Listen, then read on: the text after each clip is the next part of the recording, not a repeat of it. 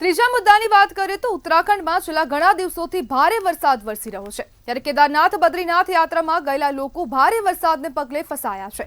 કપડવંજ તાલુકાના 33 યાત્રાળુઓ છેલ્લા 24 કલાકથી વધુ સમયથી રસ્તા પર ફસાયેલા છે। સવારે 5:30 વાગ્યાની આસપાસ કેદારનાથથી બદ્રીનાથ તરફ જતા રસ્તા પર ભારે ભૂસ્ખલન થયું, જેના પગલે ટ્રાફિક સંપૂર્ણપણે અટકી ગયું। બદ્રીનાથ અને જોશીમઠ વચ્ચે 50થી વધુ વાહનો અટવાયેલા છે।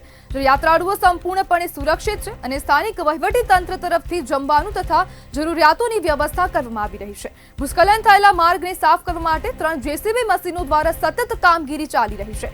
કપડવંજના યાત્રાળુઓએ સોશિયલ મીડિયા દ્વારા તેમના પરિસ્થિતિ વિશે માહિતી આપી છે અને તંત્ર દ્વારા ઝડપથી રાહત પહોંચાડવા વિનંતી પણ કરવામાં આવી છે। ત્યારે હવે જો યાત્રાળુઓ ત્યાં ફસાઈ ગયા છે તે લોકો સોશિયલ મીડિયા દ્વારા તેમની પરિસ્થિતિ હવે લોકોને જણાવી રહ્યા છે અને તેમના પરિવારજનો સાથે તેને લઈને હવે કોન્ટેક્ટમાં રહી રહ્યા છે। ત્યારે બદ્રીનાથ અને જોશીમઠ વચ્ચે 50થી વધુ વાહનો ફસાઈ ગયા હતા અને કેદારનાથ બદ્રીનાથ જે રસ્તો છે ત્યાં ભારે ભૂસ્ખલન થયું ને તે બાદ સમગ્ર જે પર્વત પરથી જે કાટમાળ હતો તે રસ્તા પર વેરવિખેરાઈ ગયો હતો। ત્યારે આપણી સાથે બદ્રીનાથમાં ફસાયેલા શૈલેષ સોની જોડાઈ ગયા છે। શૈલેષભાઈ, આપ ક્યારે અને કેવી રીતે ફસાયા?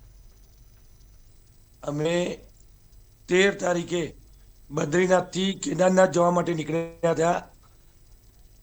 કેદારનાથ એક દિવસ રોકાયા, બીજા દિવસે સવારે અમે નીકળ્યા તો સાંજ થતા થતા અમે જોશીમઠ રોકાયા અને જોશીમઠ આગળ રાત્રે આવતા વરસાદના કારણે સવારે વરસાદના કારણે રાત્રે ત્યાં આગળ રોકાણ કરતું ભૂસ્ખલન વધારે થયું। ભૂસ્ખલન થવાને કારણે આગળથી અને પાછળથી બંને સાઈડથી રસ્તા બંધ થઈ ગયા। જી શૈલેષભાઈ, હાલ ત્યાં ફસાયેલા લોકોની સ્થિતિ કેવી છે? અત્યારે અમે પ્રશાસન દ્વારા અમે જાણ કરી સોશિયલ મીડિયા દ્વારા, તો મંતવ્ય ચેનલ, એબીપી અસ્મિતા, TV9 આ બધાએ અમને ખૂબ સારો સહકાર આપ્યો। અમારા ખેડાના સાંસદ દેવસિંહ ચૌહાણ સાહેબ, ધારાસભ્ય રાજેશભાઈ ઝાલા સાહેબ, પ્રાંત સાહેબ, ડીવાયએસપી, પૂરેપૂરું પ્રશાસન, સોશિયલ મીડિયાએ પૂરેપૂરો સપોર્ટ આપી અમને તાત્કાલિક ધોરણે સવારે વહેલી 7 વાગે 4 કલાકની અંદર સત્વરે ઝડપથી અમને તેનો જે માર્ગ જે ફસાયેલા હતા એમને જેસીબી મશીન દ્વારા ઝડપથી નિકાલ કરી અમને લગભગ 11:30 તો રસ્તો 11:30 થી 12 ની વચ્ચે રસ્તો ક્લિયર કરાવી દીધો હતો। શૈલેષભાઈ, ત્યાં રહેવાની અને ખોરાકની સુવિધા મળી રહી હતી? હોટલ હતી, ત્યાં બાજુમાં લાઇટો અને નેટવર્ક આવતું ન હતું, પણ એક હોટલ હતી ત્યાં બધા યાત્રિકો જે રોકાયા હતા।